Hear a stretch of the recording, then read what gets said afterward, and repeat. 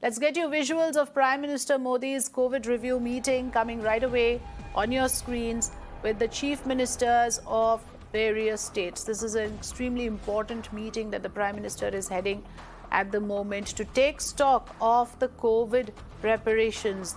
It's a review meeting of the COVID strategies across states now with the Omicron threat looming large and with the number of cases on the rise. Remember, multiple states have already announced new curbs and fresh restrictions, besides, of course, already making a plan of action going forward. These curbs have come into effect in multiple states today. The Prime Minister has decided to have a meeting of all the states to take a review of the COVID preparations.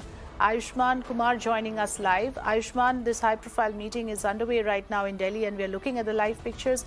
Give us the exact context why this meeting was necessitated, the timing of it.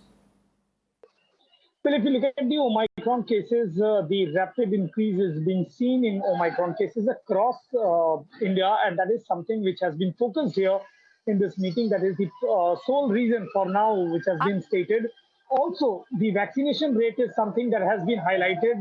In the states, we are being told there are districts where the low rate of vaccination is there, and that is something which has been which is to be increased. And also, not to forget, there is a new year, there is new Christmas, which are there. The health ministry has already indicated the guidelines, but the states need to somewhere follow, and for that reason only the meeting with the Prime Minister is there. Yes, for that reason the Prime Minister is there, and yes, this is going to be crucial because this is about taking stock of the ground situation and then deciding on the roadmap.